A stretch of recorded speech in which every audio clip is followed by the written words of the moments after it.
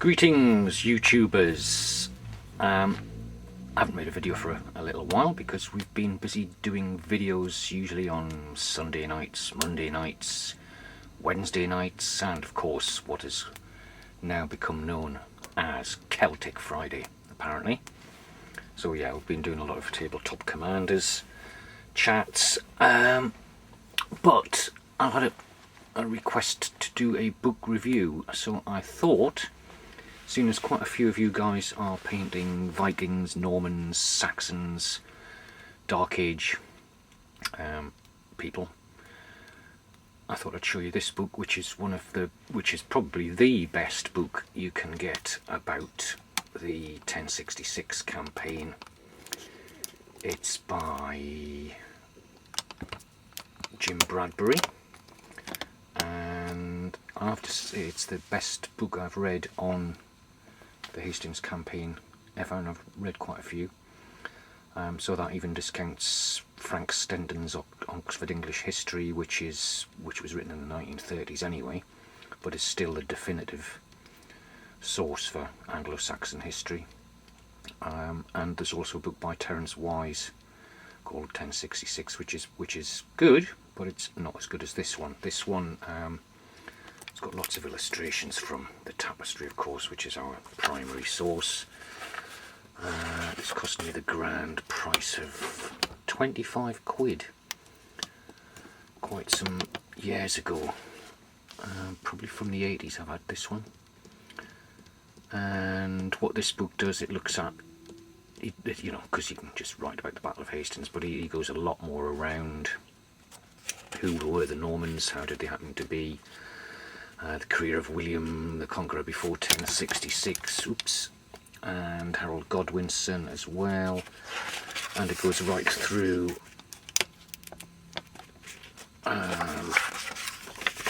the Godwinson family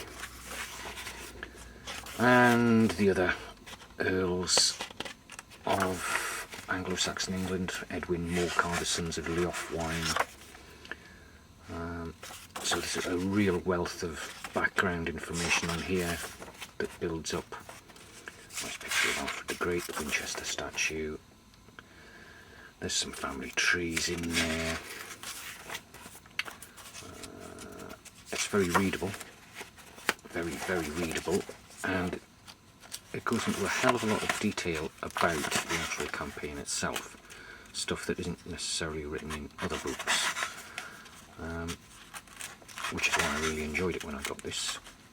After I'd done my degree, of course, I buy all my books that would have been useful at the time. If I just bring this down a little bit here, we've got the family tree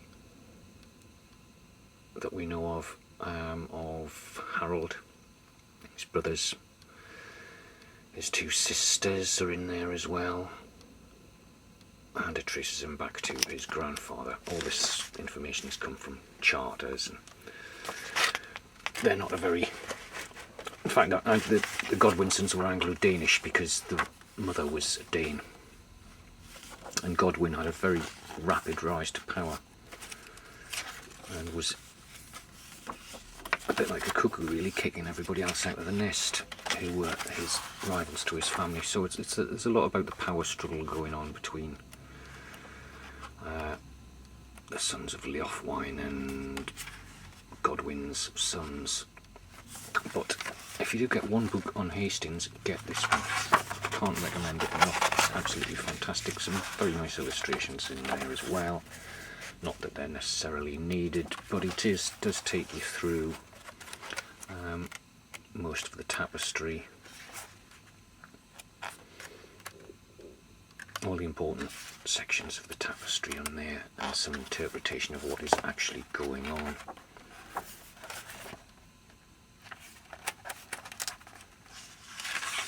So you've more or less got the entire tapestry reprinted in here. Of course it isn't a tapestry anyway, is it? It's an embroidery, and it was made in England by English women and paid for by Odo, who was William's brother.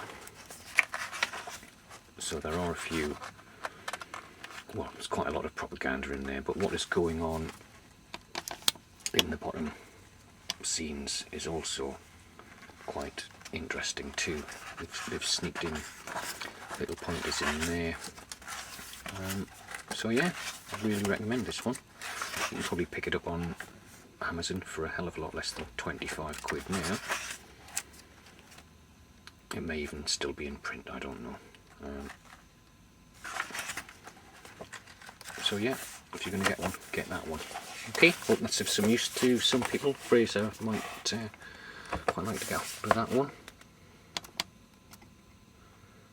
Okay, so I shall now go on to what else I have been up to. Oh yeah, the other good thing about this is that it goes into quite in depth in the tactics, the arms and armour, and as much information as we have about the 3 battles that were fought at Gate Fulford, Stamford Bridge, and of course Hastings, and an interpretation as why the English lost, unfortunately, and I still haven't got over that.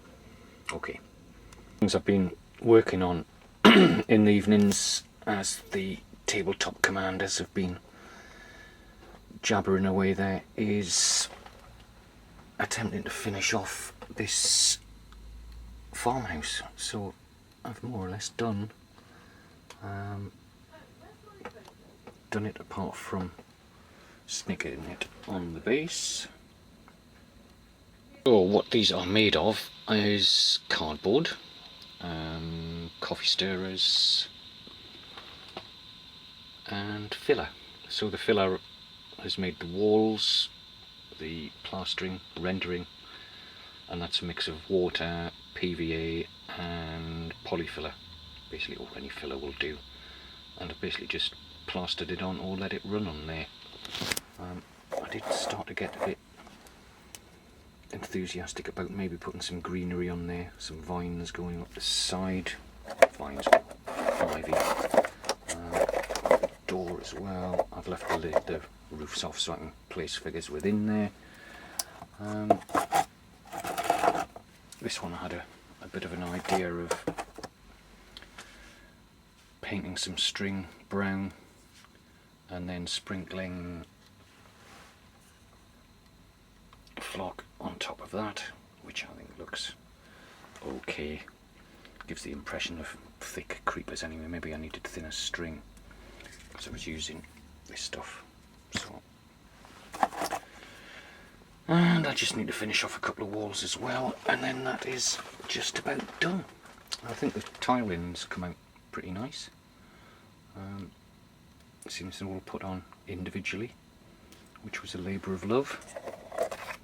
And I'll just turn it. That's the rear of the building. So I've got coffee stirrers down here, and what I did was I laid it flat. So flat, and then just poured some quite runny filler in there, and then of course it finds its own level and gets quite smooth. So if you do attempt these yourselves,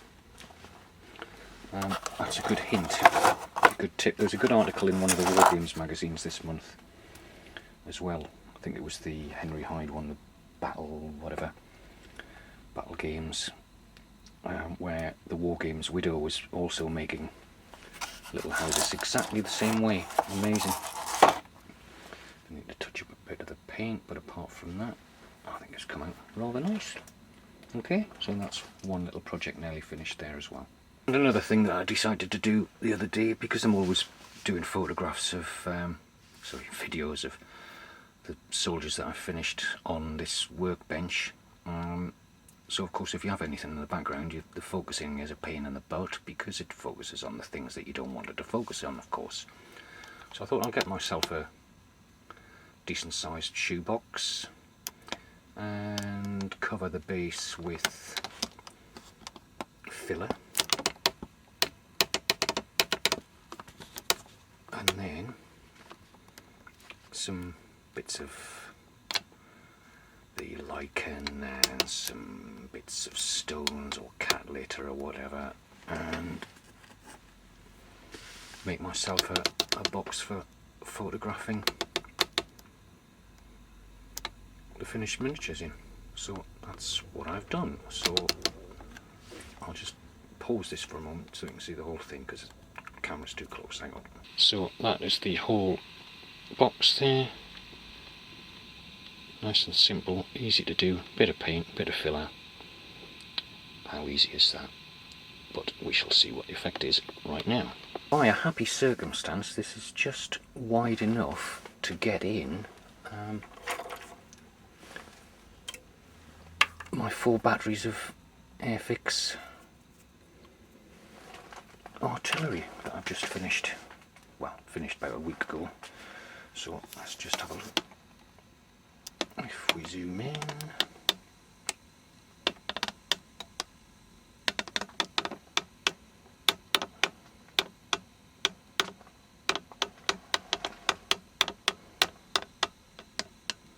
must oil this camera and tripod.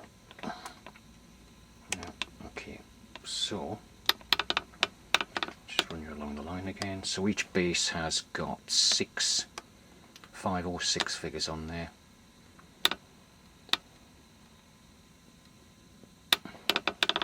And I was very chuffed to finish these, and they were quite enjoyable painting as well.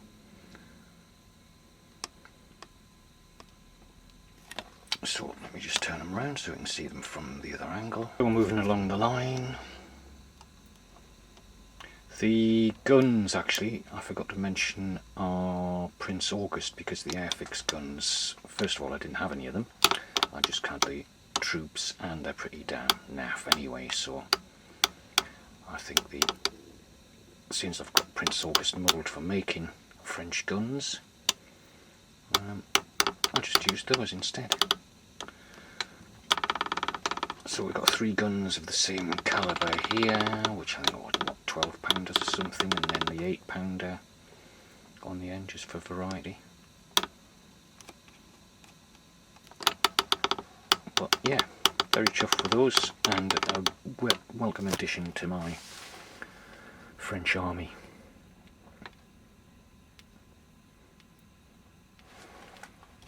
Yeah, like those a lot.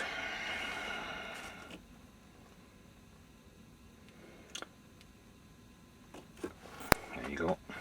I finally finished was the horse-drawn artillery piece from the French infantry, sorry not infantry, French artillery group I did last time. These were just on a cardboard plinth until a couple of nights ago, and the missus decides to interject, of course. And from the other side, this was a very fiddly project to do, but it's well worth it. I do like the guns on there, and the figures are excellent as well. So I should probably do another one of those when I can steel myself to do so. Now I know how to do it though, that's half the battle. Okay, so that's another one that I've finished off there. And the next unit I finished off were the Airfix skirmishers, voltigeurs. I like the officer figure. And again, these were quite nice to paint. Because I've got hundreds of Airfix French, I just got out the poses that I wanted to make up 36 figures here.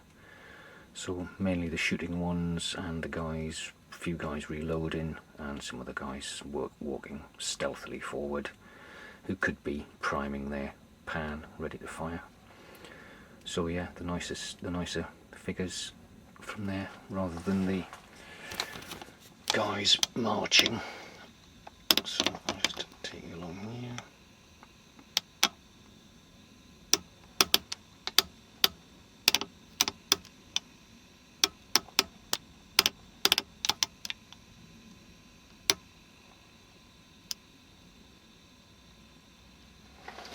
You know what would be nice?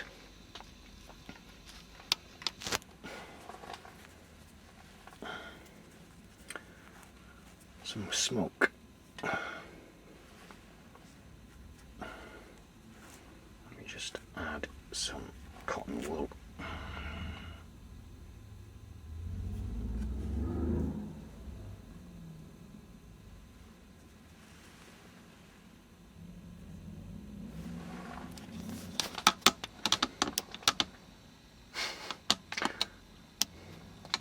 It's just too real, isn't it?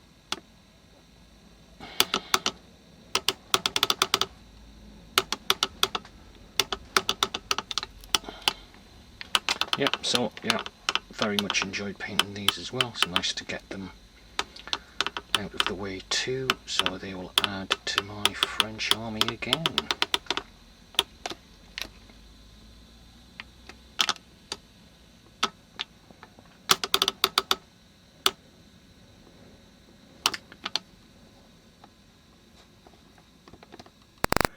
And these are the 5 poses that I used to make these. So that's basically it. 2 guys firing, 1 guy reloading, and the 2 crouching, advancing guys from there, and of course the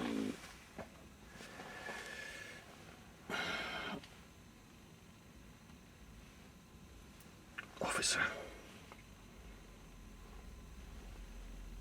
who I enjoyed painting him. He was a nice guy to do, even though they are the Airfix figures. And actually, if I get these out of the way, I might be able to focus better. Now, I'm not sure if they actually had a mounted officer with them, but since I had him anyway, I painted him, and I think he's come out quite decent in the end. So yeah, like that. And the next ones.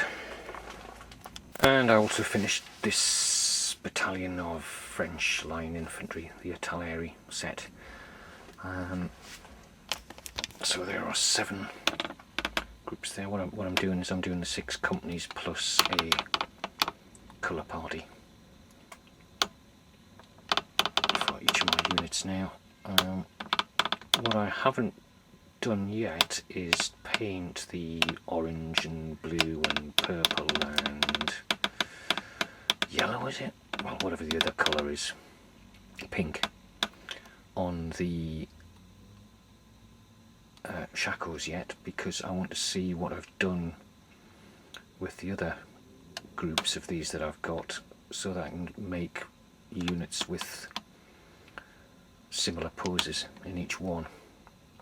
I know the grenadiers are all going to look the same, and the voltigeurs are all going to look the same because they only do 2 poses of them in these boxes, but the other lot, I want to get my units looking a bit more regimented. So that's the only reason I haven't painted those yet, but when I get the other ones out, I will do exactly the same with those, because I didn't paint the... If I zoom in on here, I've actually done rosettes on each of the shakos this time around, so I want to do that on the other ones that I've got. It shouldn't take long, but it does make them look just that little bit better doing something like that. So there you go. And if I just zoom out, well worth doing this box, wasn't it? I have to thank Ian Diomede for that idea, because he came up with it first, so I'll give him the credit there. Well done, Ian, mate. Great idea. And that's it for the show. I hope to do a few more soon, because there is one more thing I must show you, so let me just move this out of the way. A brief view of the back of these guys as well. They're nice to paint the packs on these. I think one day, because I had all the voltigeurs and this unit to do, I think I painted something like 96 backpacks in one session, which was a bit laborious, but it has to be done. And it is nice when you get an entire batch of troops complete, more or less at the same time. I've got to make more of these movement trays as well, but I ran out of the big matches, so I've got to find out remember where I got those from, so I can make more of these movement trees, which also make moving them, well, not only moving them around a lot, makes getting them out and putting them back on my shelf a lot easier as well. So well worth doing. Okay, on to the next thing. For those of you who watched my battle last time, will remember I had a wood on there, and what I've done is I've terrained it now. I've flocked the trees to make this little wood diorama, and I think that's quite acceptable. So the base is, of course, the usual filler, some cat litter rockery at the back, and a little shrubbery there in the middle. And the trees, I think, cost me something like 50p each, if that. So not expensive, and I must see if I can get some more from my local railway shop. So that's that, and then finally, there will be a finally, I decided I was going to make an attempt at making some roads, because I don't have any. So this is my prototype for a road section. So what it is, a piece of cardboard. I'll fill in the gaps along the edge there, and of course I've put in some, which are still visible at the moment but won't be when I finish, some coffee stirrers to hold in I've poured in some cat litter and some thin filler and lots of PVA glue in there to make the road surface, and the sides are of course just banked up with filler as well. So the sides, when I finish them, will be flocked with some of the lichen on as well. And I was going to paint the road black and then dry brush it with grey, and then another slight dry brush with white on top of that, and maybe put some PVA puddles in on the top. So if this is success, then I'll do the rest of my roads like that. I think it's perfectly fine, cheap and easy to do. So that will be this is just the view of it now before I've actually started painting it, so you can see what it's made out of. Okay, so see you later, guys.